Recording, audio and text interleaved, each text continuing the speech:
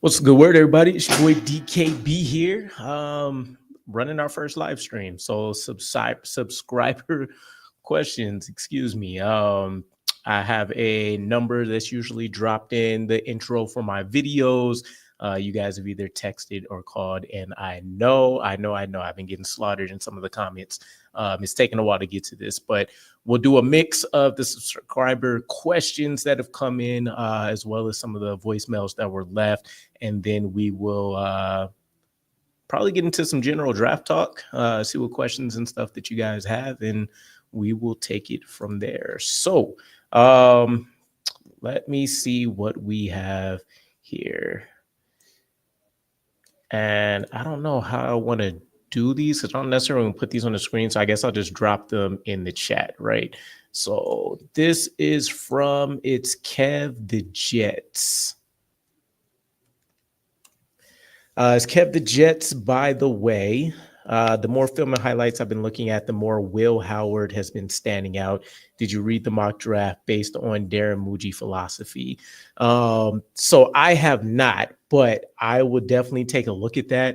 I think I've seen a few people actually talk about Darren Muji and what some of the draft classes have actually looked like, and comments from like Sean Payton and some of the other members from like the front office as it relates to how heavily Darren Muji impacted drafting some of those key guys from their draft. But off the top of my head, from what I recall though, and this is prior to like Sean Payton, right? I think a ton of things changed afterwards, but they haven't had like wildly successful draft classes off the top of my head. I think it's been like one strong impact player, and then it's been like, I don't know, so like supportive players, if you will, from that standpoint. I won't say guys that you would want to build around per se, but just kind of people that offer a skill set that maybe that isn't there, but it's not at like a top-notch level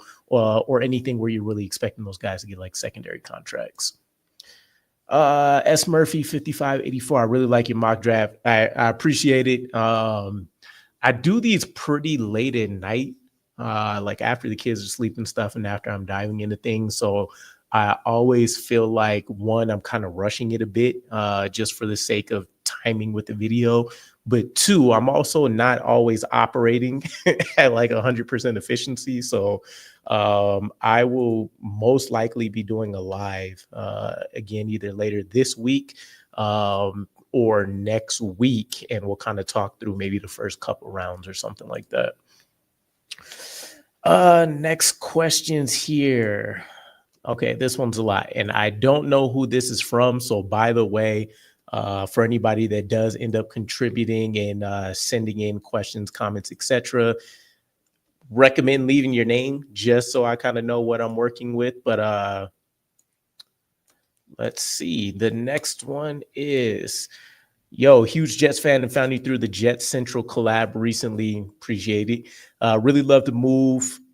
Really love the move to move on from Rodgers. AG talked about sustained winning, and you can't do that with a one-year rental who, when he leaves, you need to figure out all the same questions a year later. I think this regime is truly doing things with command and their way, and I'm a full believer. Do believe that Jets fans are a huge problem when it comes to what our team does, with many people holding on to his late season heroics that really meant nothing after he got eliminated. Huge step forward for us. So yeah, it is a bit interesting, right? And it's kind of you kind of put yourself into like a hypocritical situation, right? Because you talk about supporting the move on from Aaron Rodgers, and I think the majority of us definitely do.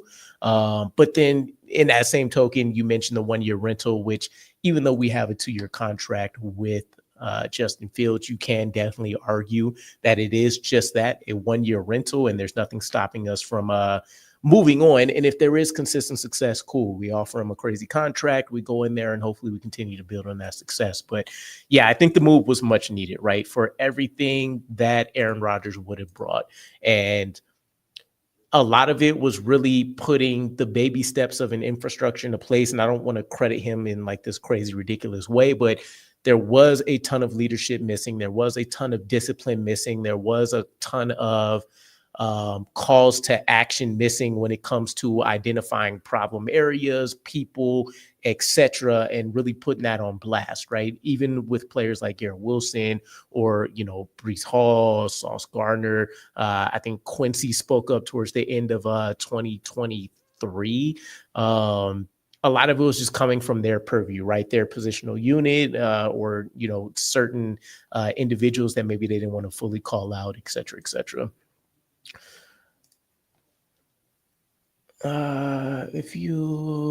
Okay, so this isn't an actual question.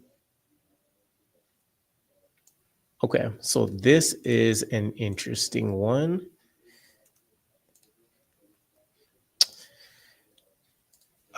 Just a suggestion for a topic you might want to explore. How about the use of VR, virtual reality, in the NFL for quarterback development? I saw this on Jaden Daniels and thought about the New York Jets using this technology for Jordan Travis, Justin Fields, or any quarterback we might sign or draft this upcoming season.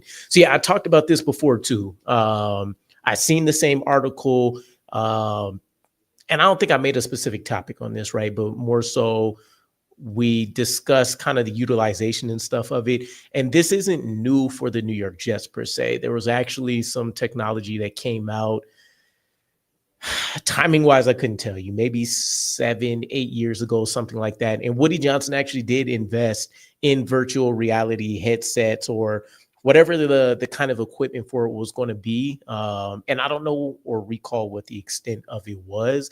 But we probably do still have some of that equipment, some of that technology we're using now. Is it making a huge difference?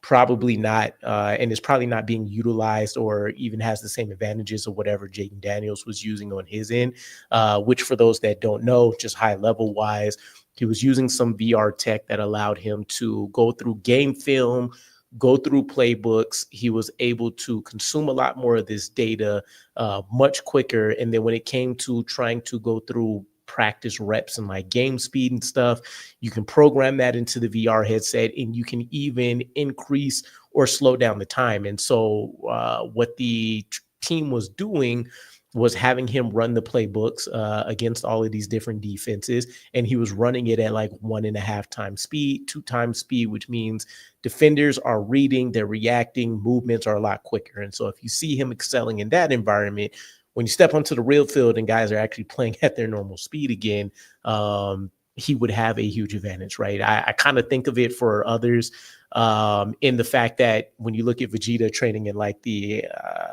gravity chamber, for example, when he faces somebody normal, is absolutely no match, right? So that's kind of what we're looking at there, but we'll see. I like that tight end. I assume if you're still talking about my mock draft, you're talking about the most recent one, and that was Harold Fanning Jr.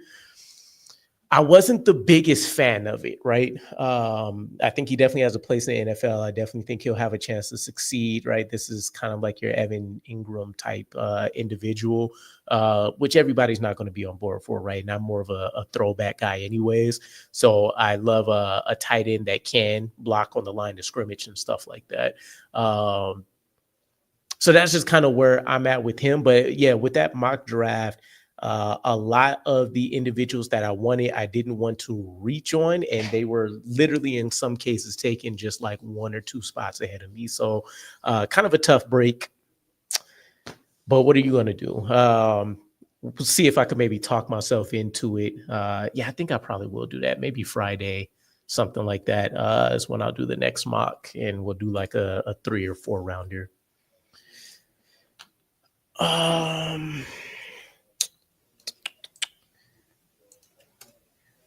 All right, let's see. What do we have? What's up, bro? You have to improve your presentation if you want to take a big leap in subscribers and views. When someone clicks on your videos, never seen your content, and it's just some dude sitting on the couch, they don't subscribe or watch the video. You have to create a set with a Jets background. Yeah, fair enough. I'm not doing too bad. At a couple thousand, doing stuff here and there is not like 100% consistent content and all that. All of that doesn't matter. Nonetheless, I'm fully on board with what you're saying. It's been a little bit harder, of course. I got kids. Only so much space in the house, so I got to find a room, got to find a way to, you know, get things in proper fashion. So for now, I'm just gonna push out what I can. Those who watch, watch. Those who come back, come back. But all love. What do we have here? Hey DK, how's it going? Big fan, love your content. For a video topic, can you mock my mock? I know you said any suggestions or ideas to reach out. Here's mine, and I will. Oh, I can't show it here, but let me show you guys what I actually am looking at. Where are you? Here we go. So here is a mock draft. Looks like for one, we have a trade at the top. So in the second round, you took the Texans 42nd pick. You gave them the 58th and the 7th with a future 4th. I don't have the trade value chart right in front of me or anything like that, but off the top of my head, this seems like it would make some sense. Essentially a 5th round. Let's just call it. So I'm trying to do like a little bit of a conversion here, right? So essentially the 2026 4th rounder, let's just say it's a 2025 5th. So you gave them a 5th and a 7th to swap in the 2nd, going up 16 or so picks. Not crazy. Josh Simmons is a guy that I really, really love. With that said, I would hate to have us pick him at 7. Now, 2-3 years down the line, you can definitely argue he's probably going to be one of the best prospects at tackle to come out of this draft. And so you can say over the course of his rookie contract, it would be worth it. But you can also say that maybe some of the guys that would be below him wouldn't be that far off, right? So Josh Simmons is a guy that I would love more so if we did the Falcons trade, for example, and we're looking there at 15 and he still happens to be there. Also don't know how available he's going to be for his rookie year. I want to say he's coming off an Achilles or something crazy like that. So I don't know, right? Between injury, between him probably not really getting his feet under him until year 2, and then just having to do the long play, I wouldn't take him at 7. Azarie Thomas is cool. Again, though, so I don't even think a lot of these are reaches, but what I will say is Josh Simmons is a quality product. Azarie Thomas is a quality guy, but the cornerback depth chart, you are looking at inserting somebody in at cornerback 4 at best. You just gave Stevens a big contract to be the 2. Sauce Gardner's obviously at 1. MC2 has one of the top 3 to 5 largest contracts for a slot cornerback, so he's not going anywhere. And then you're talking about I can't believe I'm forgetting my guy's name. Quantez Stiggers as the 4, and he was a guy that I thought could have competed for that 2nd spot as well. So I wouldn't even look at cornerback until day 3, to be honest. And there's a ton of guys there that offer the size, speed, weight profile stuff to look at. And yeah, you kind of just develop somebody in the wings. Joshua Farmer from Florida State. This is another situation. I'm not as familiar with him, but I think he's one of the better run stopping guys. I don't know him to be necessarily like a key pass rush or anything. I could be a little bit off, but yeah, if you haven't taken a DT by round 3, something has gone wrong for us, right? So I will trust the pick there. Kevin Winston Jr. in the 4th is a steal, 100%, right? Kevin Winston is a guy that I would argue you could take a strong look at in the 2nd, even though I don't think safety will be super high up on the priority list either, unless they really just love somebody. But when you look at Penn State guys, you start off with just the freak athleticism program that they have, caliber guys that they look at. Safety is one of those positions, as we've seen kind of just throughout the league, not necessarily with the Robert Saleh-led defense, but you can coach some of these guys up that have the traits. It's 100% a position that if you have the traits, there's a level of decent success you can get. And then if you can get the mental component down with them, then you start looking at some of those top tier guys. So Kevin Winston's the first steal that I see on this list, 100%.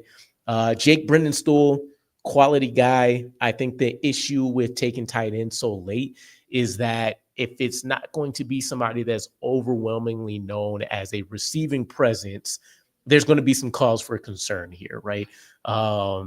Right now, Jeremy Ruckert is technically number one. Stone Smart is number two. And then we no longer have Kenny Yeboah, so it's probably Zach Kuntz now that is tight end 3 for you. And it's not an overly impressive room.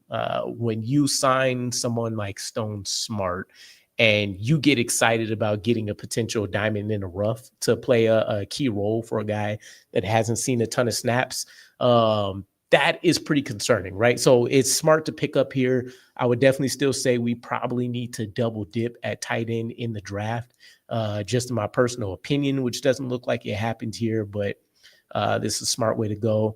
Jeffrey Bassa, linebacker, is pretty similar to cornerback for me. I don't think we should really be looking at them until day 3. And I think 157 is for 5th round. So cool. But I'm talking like late day 3, right? Round 7, which we don't have a pick in, but round 6, or you're starting to look at priority UDFA type guys. Quincy is going to be here this season unless you see a surprise trade in season.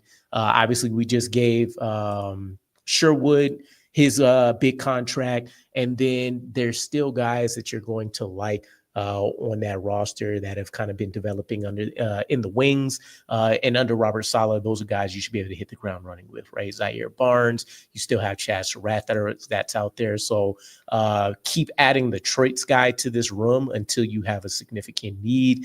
You don't necessarily have to invest early. For the record, I'm looking at somebody in potential like Sean Dolak, who I think will probably be a UDFA, unless somebody like Buffalo or somebody like, I don't know, the Falcons, the Titans, maybe someone like that ends up liking them a little bit more. Tommy Hill at cornerback. Double dipping at cornerback here is crazy. I'm not going to lie. Seth Hennigan, I'm not familiar with. And then Efton Kism. It's a little bit late, right? So the picks in and of themselves aren't necessarily huge negatives, but I do think we're lacking a lot of value with this draft class, for one. And then for two, we're not doing a great job of really necessarily supporting areas of need on the roster or making a intentional effort to support Justin Fields in year 1. So not one of the best ones I had. I wouldn't be necessarily excited looking at that one, but if that's your first crack at it, I've seen worse. All right, so it looks like we have a couple more here. And then for anybody that's kicking around in the chat with me, feel free to drop any questions, etc. as well. Just found your channel. Panthers should have never let go of Steve Wilks a few years ago. In my opinion, we got a great coach. Also, I really hope Jordan Travis gets healthy and can exhibit his ability to be QB1. This is from JB, longtime Jets fan. Cool. So appreciate the comment for one. And yeah, Steve Wilks was a guy I got excited about once I started digging into him. And I talked to a couple Panthers fans. I was listening to a lot of analysts at the time where he became the assistant head coach, and then just kind of him being around the Panthers franchise and stuff. And everything was kind of glowing comments, glowing reviews. Obviously, there were some question marks once he moved up to assistant head coach about how he was going to handle things. And I believe that's when he took over prior to Frank Reich coming in. And they just kind of want to hit reset and go offense, right? So things really worked against him. But what I will say is most of the guys that got secondary contracts this year, like that entire secondary unit and stuff, you've seen them really perform their best during his presence there. It got much worse after the fact with Virio coming in as DC.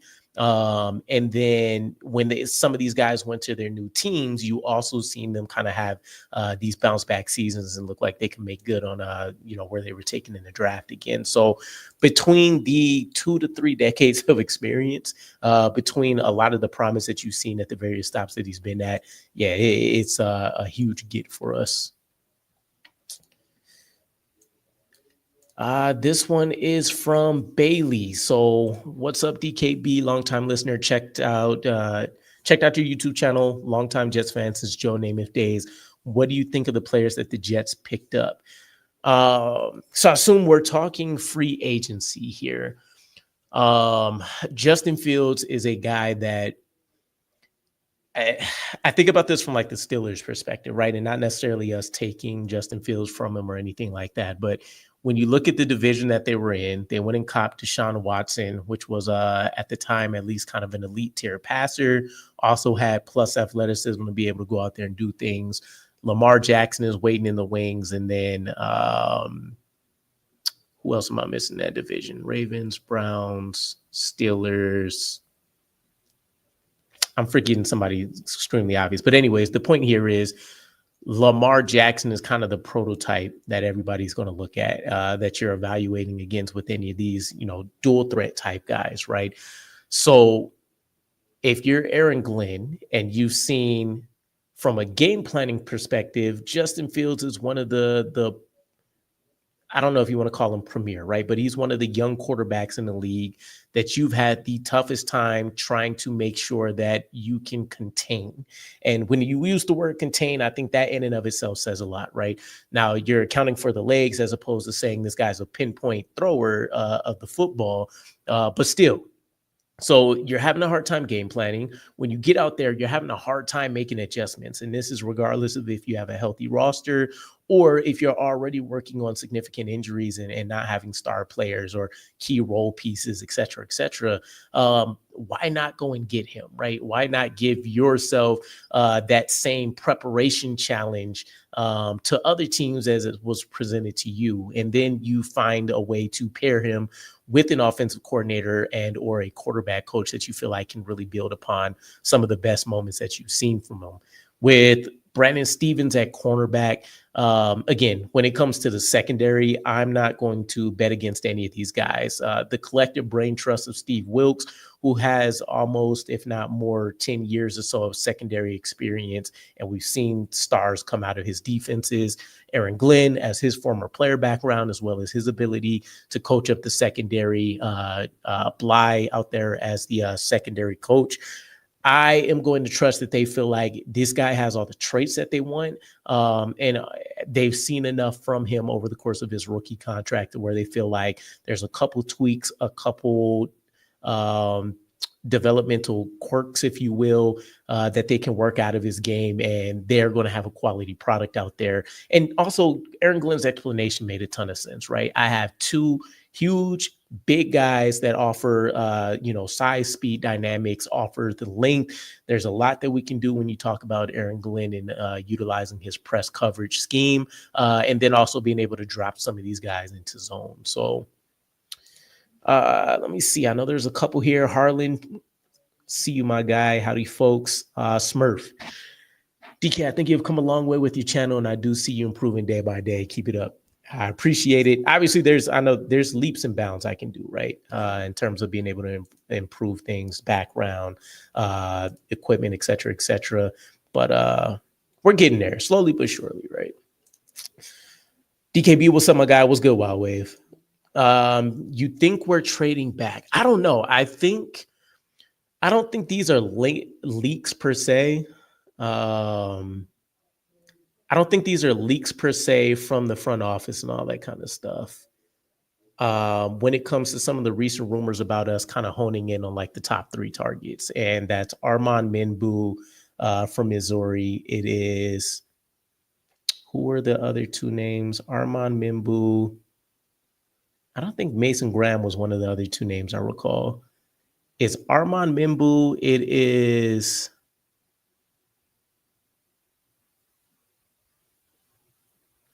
I got to look at the draft board again and think, why am I missing this?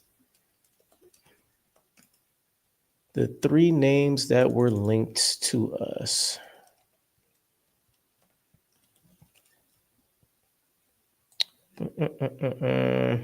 Give me a second. Let me find it.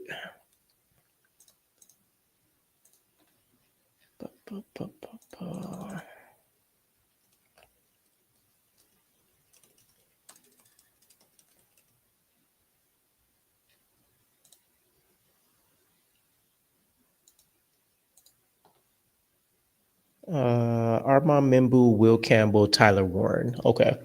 So I don't consider these links leaks. I just think these are some of the obvious choices, which when you're picking in the top 10, regardless of draft class, regardless of like quarterback need and all that kind of stuff, I think these are pretty obvious unless somebody just has those positions locked up, right?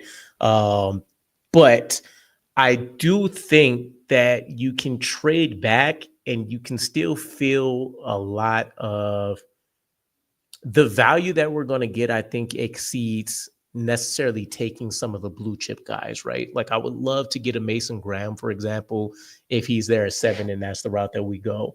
But there's also a component that we're missing, which is still the big guy, right? So then you can make the argument, well, we can trade back and we can get a Kenneth Grant, or we could take a Tyreek, day 2, or maybe you decide you want to go Walter Nolan instead of Mason Graham. And like, there's a lot of discussions like that that you can take with a lot of these positions. That's DT. If you look at tackle, okay, well, if Mimbu isn't there, then maybe Will Campbell will be.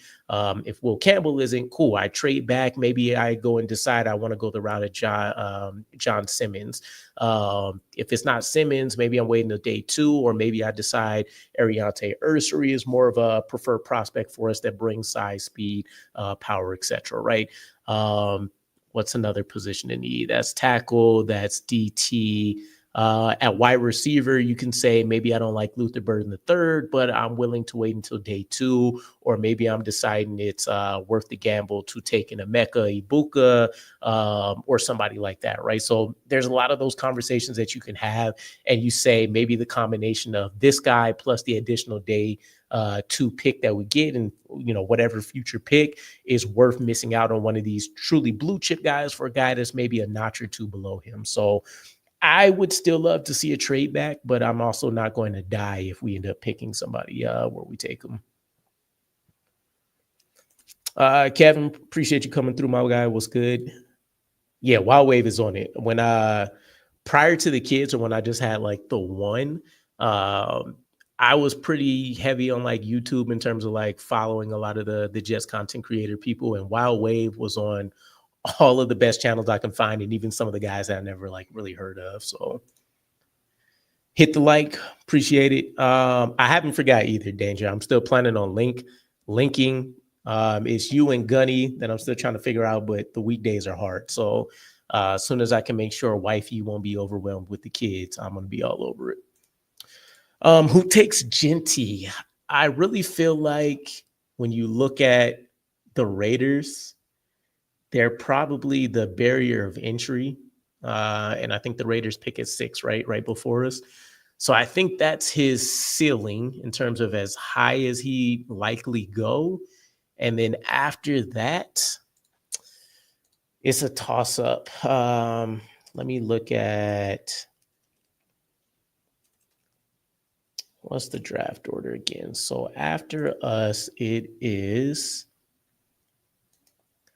See, like, I don't know if Carolina would take him. So I've heard a lot of rumors about the Bears really falling in love with him. I don't think the 49ers would do it. So like the top 3 would probably be Raiders. I would say the Bears would be next, and then probably the Cowboys. And if I recall correctly, I think Genty has a hometown connection over there, playing around like the high school area or something like that. So do we touch our OG's contracts this summer? By OGs, I'm assuming you're meaning like Garrett Wilson, Sauce Gardner, Jermaine Brees, and not necessarily the actual guard contracts. I would say, yeah. I would probably say you see in-season extension, though. I think it makes more, or maybe by the end of like training camp. I think if you're Aaron Glenn, you have no commitment to any of these guys, regardless of how much you love them. And you would want to make sure that these guys absolutely fit like the culture and the expectations and like the drive and the motivation. And I heard somebody talking about this today, but actually the what do I want to say here? Like respecting the jersey, I guess, for lack of better words, right? Do they actually embrace the New York, New Jersey environment and the New York Jets franchise, right? So once they check off all those boxes, and, I'm sure Aaron Glenn will have a keen eye on when exactly all that clicks for him, but I fully expect we'll probably see at least 2 extensions, right? Mimbu Graham and Tyler Warren. Yeah, so I don't think those are the three that I saw from the article that I pulled up, but I think those would be like the big three that many people expect will probably be there for the Jets around the time that they're picking. I'm looking at the visits we had with Shamar Stewart. Yeah, I was going to do a video for like an updated top 30 visits. I'll probably refrain from that. But looking at the visits we had with Shamar Stewart, Derek Harmon, Mykel Williams, these three are projected to go in the mid-teens and early 20s. Yeah, so Derek Harmon is the Oregon boy. Mykel Williams, was he the Georgia kid? I think he was. He's like the tweener, the guy that's been playing between edge and linebacker. And then Shamar Stewart is the freak that has no production. Yeah, I think most of those guys probably do fall in that area, right? But in a world where, what's the name that I'm thinking of? Trayvon Walker can go top 5, and I know he had a little bit more production than like your Shamar Stewart and stuff. I wouldn't be surprised to see one of these guys be like a fringe top 10 type pick.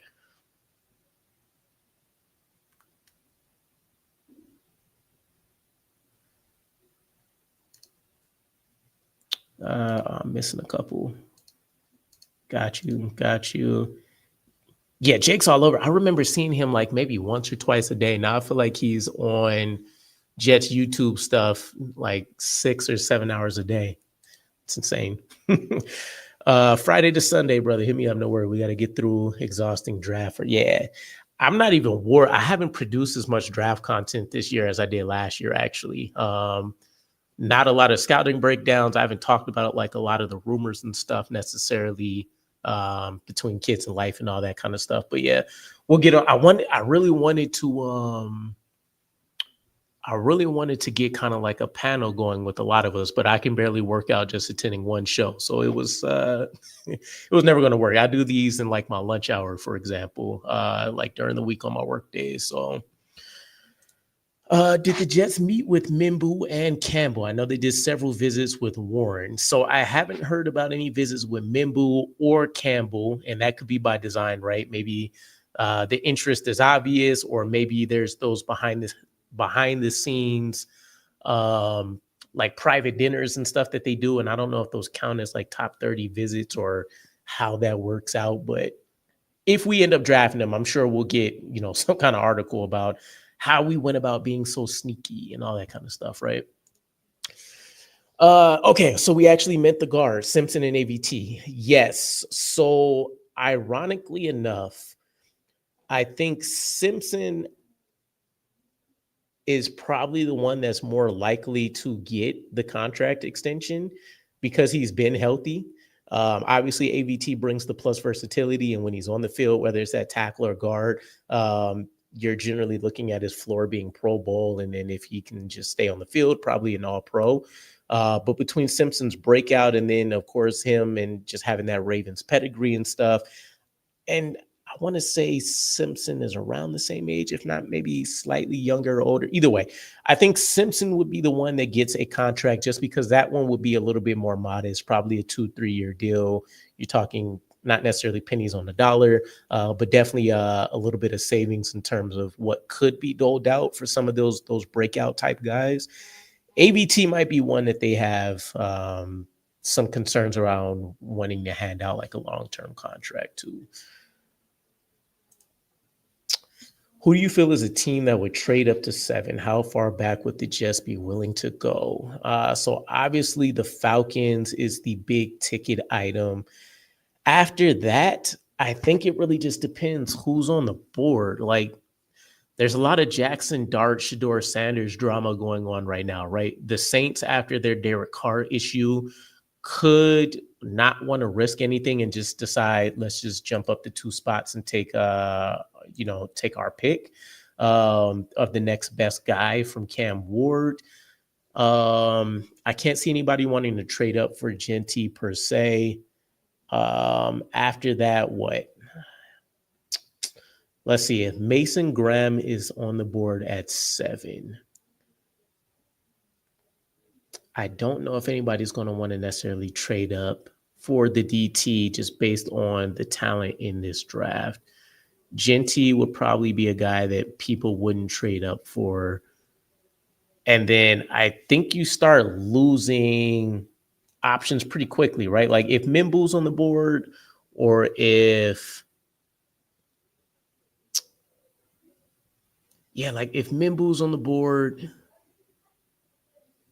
if the Michigan tackle's on the board, that's really the only reason, or one of the quarterbacks, that's really the only way I can see somebody potentially trying to trade up. Or if somebody gets crazy, right? Like in the Falcons case, they want a pass rusher. So maybe Shamar Stewart is still there. They decide they want to move up, or Mike Green, or whoever else it is that they're targeting. But I think the draft is rich in the area of the premium positions that most people are going to want to tackle. So unless somebody just really falls in love with one specific individual who happens to be there and they still see it as like a general value, it's hard for me to look at some of these guys and say there's a clear need, there's a clear fall off between the first and second round for whoever it is they may potentially be able to target or feel comfortable with, and that they'll move up and give us something significant, right? Because then that's going to be the other piece. Unless it's the Saints and they pay the quarterback tax and all that kind of stuff anyways, I still don't think you're talking about getting a crazy return package back. And so that's going to tick people off, right? Like if Mimbu is there, you say, I'll take the risk of moving with the Saints, and I know they'll go quarterback. Will the Panthers go Mimbu? Right? Like I don't. It's a tough toss up. Good to see Garrett Wilson and Sauce in the building for all season activities today, though. Awesome stuff. Yeah, I'm not sure who was there earlier. I seen their little montage video of like Justin Fields and some of the other guys that were coming back, and I think most of them were like defensive players or whatever. But I would expect the way Aaron Glenn is running his ship that a lot of these guys will be there, right? Because this isn't the voluntary piece of the offseason anyways. Like the first 2 weeks, which started last week, it's all strength and conditioning anyways, and then they can get into on-field work even though there's no contact.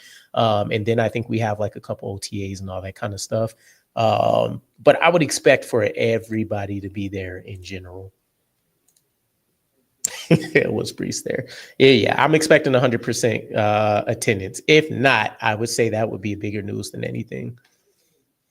One thing I noticed is that Glenn never committed to Brees, so it'll be interesting on draft night. I won't say he wouldn't commit. I wouldn't say that he hasn't committed though, right? Because you can make the case that he hasn't committed to anybody. He's shown an affinity for Sauce Gardner and like the freaking nature that he is. He's talked about his respect for Garrett Wilson. He's actually talked about his respect on multiple occasions for pretty much a number of players throughout the roster, as it related to some of the earlier questions he had about Aaron Rodgers and not wanting to put the limelight on him, which was taken away from the team, right? Because regardless of how well if this was 2010 Aaron Rodgers, it wouldn't have mattered, right? Like one guy doesn't win you a game. It's the collection of players. And I think that's what Aaron Glenn is essentially trying to get back to. Not only will make his job easier from a media perspective, but of course, take the pressure off Justin Fields, for example. There's a litany of benefits that don't relate to just on the field that you'll get from that. So the only comments I recall is the recent ones that we had around him insinuating that it'll be a committee approach, right? Which I think is kind of the best thing for Breece Hall with the type of injuries that he's had. It's very true running backs that are really built to be a workhorse guy these days anyways.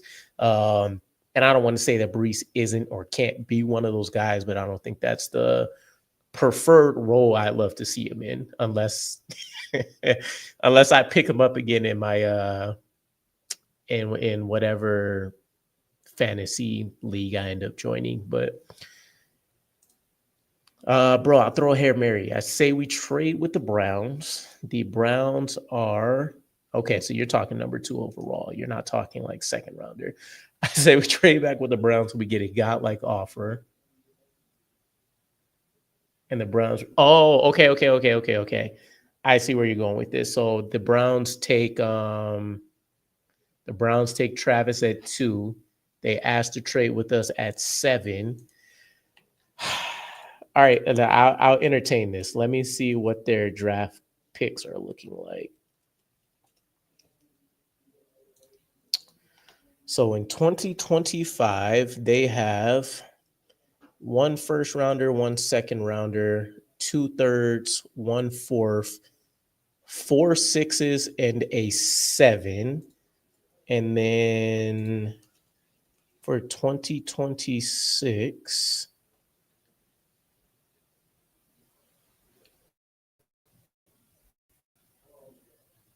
they have one pick in every round except for 2 in the 6.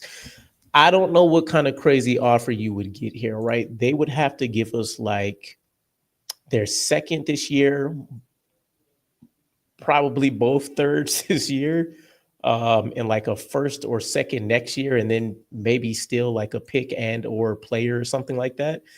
I'm too lazy right now to look at what the draft value chart would be to try to make that make sense. But I don't hate the idea per se. But us dropping out of the first round completely would probably be a little hard to stomach. We would get, yeah, because you're not really seeing the full benefits until the third round, which means you're probably looking to trade up at that point multiple times in the second. Yeah, I don't know, man. It'd be tough. It'd be tough. I won't ever say anything's impossible, but when you trade completely out of the first round, I would assume you would probably need to recoup at least a year or two of first round picks in the future, in addition to seeing something significant in that current draft. So let's say they give us their 2026 first, 2027 first, and then maybe they give us 2 other thirds, keep their second, and then they give us like a late day 3 pick or something. Even that may still not be enough. Or maybe it's like 2026 first, 2027 first, their second rounder, because then that's still kind of a premium pick. I don't want to say kind of, it's a second rounder and it's the top of the second, but second rounder this year, and then maybe like a fourth and like 2 of the 6 rounders or something like that. I don't know. I'm trying to think if I saw this happen on draft day, where my brain goes.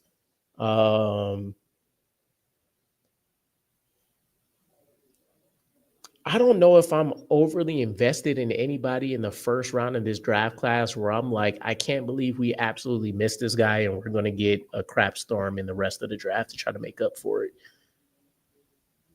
Like, even like, I literally mean this anywhere. Like, if Cam Ward was available, if it was Mason Graham, if it was Mimble, like, I'm not so overly invested in any of these guys.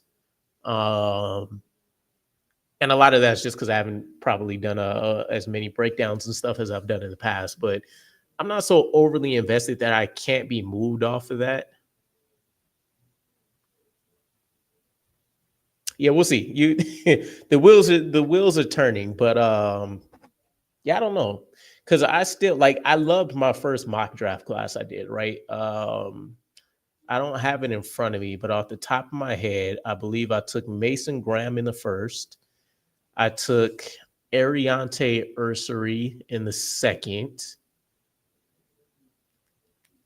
I feel like I took Isaiah Bond in the third.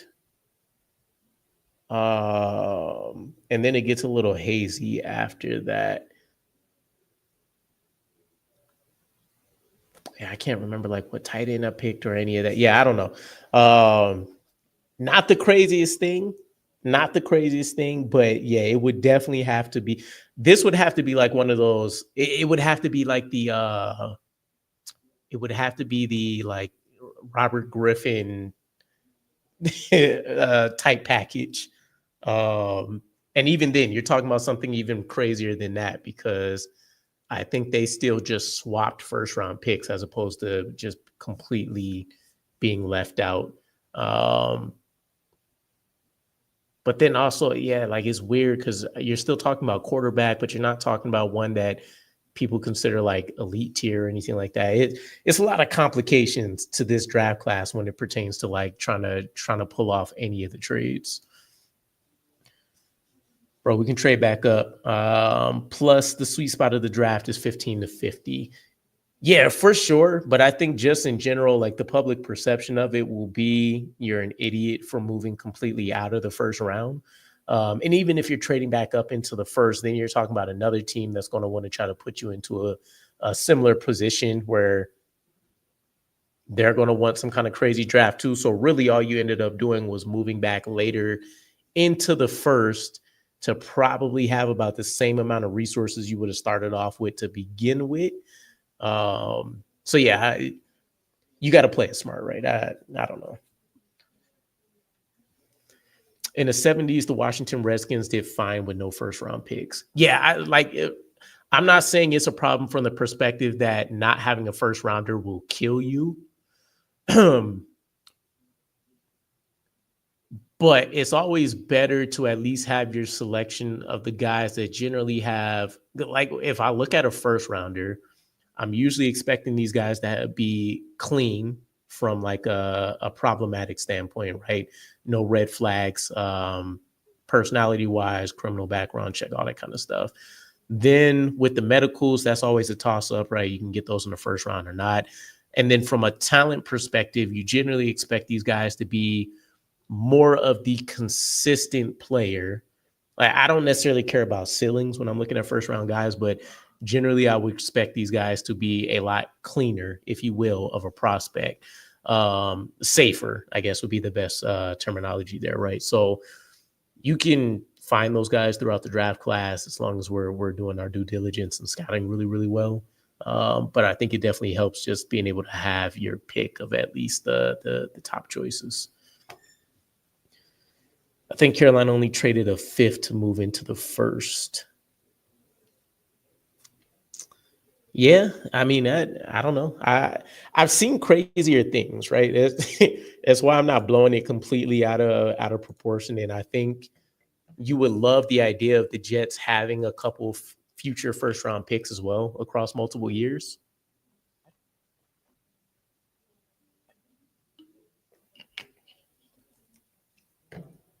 Yeah, I wouldn't be mad at it. Let me hold on. I had a couple more comments that were in here as well.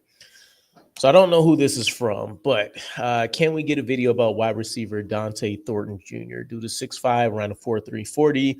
Reminds me of Randy Moss, please and thank you. So yeah, I think I have a small list. Can't remember everybody that's like commented or chatted everything, but we have Dante Thornton. Someone wanted a Harold Fanning video. And there's one more name that doesn't come to mind. It's probably on my computer at home. But yeah, I'll try to toss a couple more of these videos in there for sure. I'm not really excited about him. Like, obviously, from a physical standpoint, you love everything you're seeing and kind of hearing about him. But he 100%, I did a high level just checking on what the deal is around this guy. He 100% is just like a one-trick pony. Very limited route tree, doesn't have a high level success even on the routes that he did run. So you're 100% just buying into the fact that either the program just didn't do a great job with him or they limited him for some kind of reason, but you feel like you can, expand his horizons. And I've seen some crazy stuff. Like, I've seen people drafting this dude in like the 4th round, and he's probably more of like a 6th rounder, just from what I know. And I hate to throw these names back out there, but still, like, your Devin Smiths, your Wild Wave, you hit it, your Stephen Hills. Like, I'm so done with a lot of those guys. And there's a huge difference, right? Even if you draft Dante in like the 4th, that's much more palatable than taking Stephen Hill in like the 1st or 2nd, wherever it was that we took him at the time. But yeah, like, if we draft him, it's purely on the fact that he's a burner, right? At his size, at that. Because that's just a skill set that we're missing. Like, we don't really have the guy who's literally just going to outrun everybody on the field for like decoy routes and stuff like that, which is why I hate it is one of the things I hate about what happened to Elijah Moore is that he started just being that decoy guy just because he was shiftier, quicker, can kind of get throughout the field a little bit more quickly than anything else that we had at the time. So if that ends up being Dante, cool. But like, how often do you also expect him to see the field as a guy that's probably going to still be wide receiver 4 or 5 coming into that room? Because it's going to go Garrett, Reynolds, I forget the Rams guy that we brought in, Tyler or something like that. And then it'll still be Xavier Gibson, Irvin Charles throughout there. Like you'd have to find a combination of the fit and then of course whatever he can potentially offer on like special teams. Let me see. Thornton is a perfect day 3 target for the Jets. Yeah, for me, it's just going to be how high. Like if he doesn't end up being one of the 6 rounders, I don't know. Like I'm saying, if he goes higher than that, it'll be a little bit concerning to me. But then I think that also it'll be like a data point for me, right? How much of a speed factor matters to what we want to do on offense? Because I'm sure Dante, because if Tanner Engstrand is who we think he can be as a play caller and a developer of the offense, then rookie year, like Dante picking up 300 to 400 yards, just hitting like a huge play here and there throughout the course of the season is definitely understandable. Like let's say he does 420 yards and he puts up 4 touchdowns his rookie year. Like that's a success to me as a day 3 prospect, considering what he's going to do on day 1. So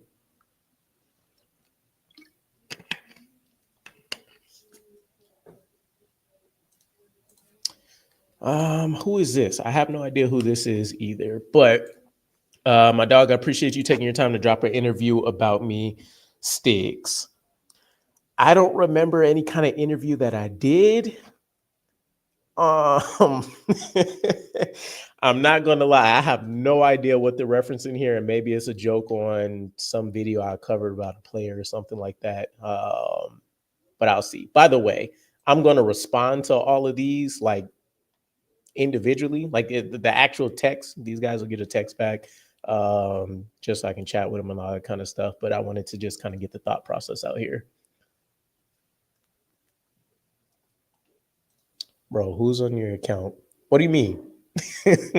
the number that's in my intro videos is it's what do you call it? It's a Google Voice account.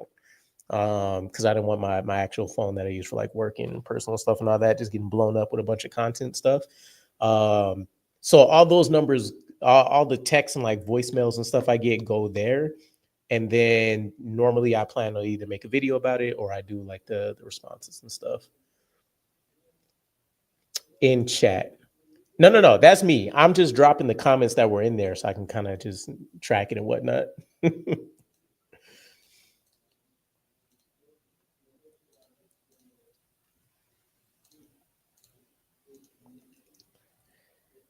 All right, last person. Don't know who this is either. What do you think sometime in the draft the Jets get DT Desmond Watson from the Gators? He's a beast.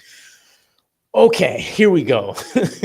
I was wondering if anybody was going to mention him. So for anybody who's not familiar, Desmond Watson is a 6'6", like 467-pound defensive tackle. And then I don't remember if he was invited into the combine. I think I've seen these numbers from his pro day, but at his pro day, he actually did pretty solid, like relative to the size and like weight restraints and concerns that he'd have.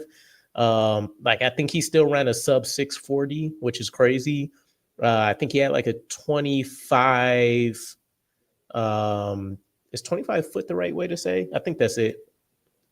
I feel like that's it. No, that's crazy. I think it's like a 10-foot broad jump or something like that. No, broad jump is right. Maybe it was like a 25-foot broad jump.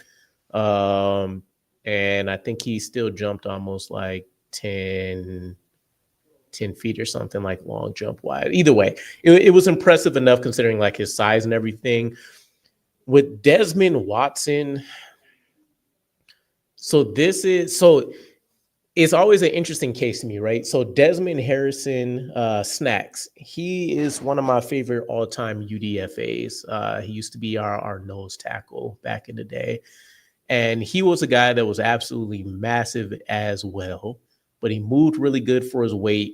And I don't want to even necessarily say that he wore his weight well, but it didn't look like disproportionately crazy, which is kind of a similar thing for Desmond Watson. But obviously, you're wanting him to lose like 120 something pounds or something crazy. And I think he still has already lost like a crazy amount of weight. But this is a guy that I wouldn't expect to. Like, what are you really doing with him over the first 2 years other than having him in an NFL like diet program? And then maybe he makes your roster right out of the gate, or he ends up being like a practice squad. Like, the problem with him is you either have to hope he earns a spot right away, and then you really are stashing him within the active roster. And maybe every once in a blue moon, you're making him active on draft day. Excuse me, making him active on game day and then trying to see what you can get out of him, which probably isn't going to be much because conditioning and stuff isn't really going to be there. But what are you doing with him until like year 3? And then how do you make sure that you stay away from like a Mekhi Becton issue, right? Where the weight has become such a problem that now you pretty much burnt that pick, and you're probably still talking about him being like a 6th rounder or something like that. So, you're not going to cry over a day 3 guy that generally isn't expecting to make it anyways. But like, if he's a UDFA priority, I'm all for it. Or even potentially trading up into like late 7th round and saying like, okay, let's see what we can do here and mold it and figure it out. But it's hard for me to trust like guys that have weight issues, because that means you obviously aren't good about being able to avoid like your vices and stuff. And then 2, the Big Apple is not necessarily, well, I guess technically the Jets are in Jersey, but like that area isn't, especially if you don't have like the hometown connections and stuff, it's not going to be ideal to somebody that isn't great at, what do you call it? There's a word I was looking for that isn't great at. Damn, I hate when that happens. I can't think of the word that I'm looking for, but basically, like knee-jerk reaction stuff. Like if I see it, I need to buy it right now, all that kind of stuff. If he's playing at a heavier weight and doing well, why change? So the issue is going to be, I'm fairly positive he was pretty limited at Florida, so he wasn't seeing a ton of snaps.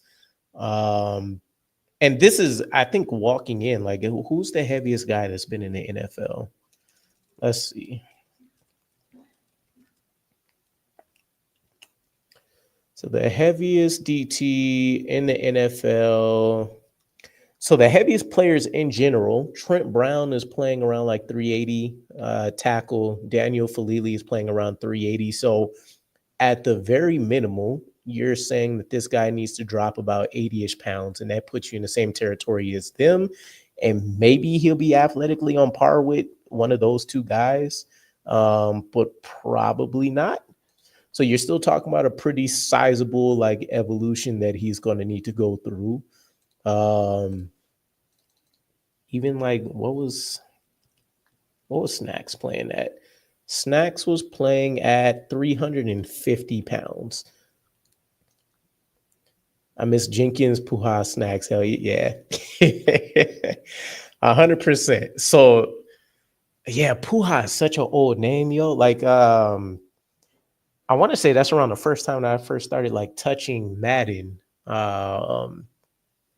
Like the first time I started taking my Jets fandom seriously and like playing the games and like not even necessarily paying attention to the roster and stuff. But I remember back in that day and age, like if I did chat with another Jets fan, which was rare because I was already on the West Coast, I could like recite the roster back and forth. I knew jersey names, jersey numbers, which was weird because I don't care about the jerseys whatsoever. Like there was a number of things I could tell you, like some of their top stats off the top of my head. Like those were good days, good times. But yeah, as far as him playing at a heavier weight, like I don't have issue with him playing at a heavy weight, but there's no way he'll survive in the NFL at 460 something. Like worst case scenario, you get him. He does look good while he's in the midst of losing all of this weight, and his body's not going to perform under the stress. So then you're still talking about, at the very least, a red flag medical concern at all times. And the way that our luck has been, where we have guys that are like cracking necks and, you know, having severe head trauma and stuff over the course of like the off-season camps, and I'm good. The less risk, the better at this point in time. Also, I don't know if he's necessarily even like dominated at Florida. Like I think the hype with him is just that he looks like a freak, right? Just in terms of coming in and just being like this massive human being. But yeah, from what I know, it's not like he's crazy powerful for like the size that he has. It's not like, you know, he's sneakily athletic for the size that he has, although, you know, you can make that argument based on pro day and stuff. So if he comes in, he's literally only a double team automatically because he's already the size of two people.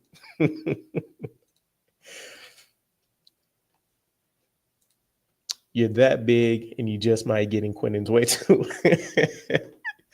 Yeah, 100%, right? If you're Quinnen Williams, you're taking, like, he automatically has to become a one gapper, because if he's lined up to Desmond, he's going to be all in his way. Or you don't even, like, what happens if he like, what happens if he gets overpowered or something and then he like rolls into Quinnen, or he ends up landing on like JJ or somebody? Like, it's game over. If he falls on you, especially the wrong way, it's a done deal.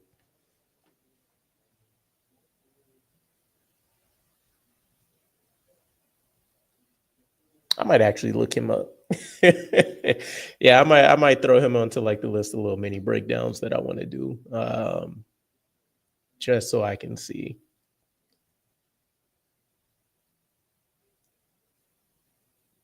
Yeah, that's insane. Cool. That works for me though. So I ran through all of that. I won't go through voicemails there. I think I'm gonna wrap up here soon because lunch hour and all that is good. But I think I'm going to put something on the books for Friday, and we'll actually do like a 4-round mock draft or something like that. And it'll be the same. Hopefully we can get through it, right? It'll be on like another work lunch hour or something. But yeah, we'll do like a 4-rounder. We'll do it with trades, so we can talk through like a lot of those situations. And I will have been awoke and functional for a while and have eaten most likely already. So I should be working at 100% efficiency when it comes to kind of talking through what these picks and stuff will look like. So that should be fun. This works on. I don't think we're gonna have many people run through, just because I haven't really kept up with this particular like podcast, if you want to call it that often. But let me see something real quick, because there hasn't been a ton of stuff I've looked at today in terms of any kind of, I won't say breaking news, but just kind of what's been going on in Jets universe. I don't think there's much of anything else I have to necessarily talk about yet before we wrap up.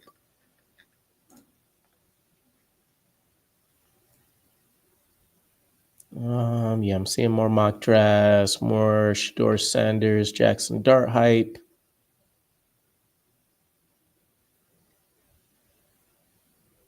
Sauce Gardner showing up. Yeah, I don't have anything. Either way, appreciate everybody that came through. It's always dope chopping it up, chatting with everybody.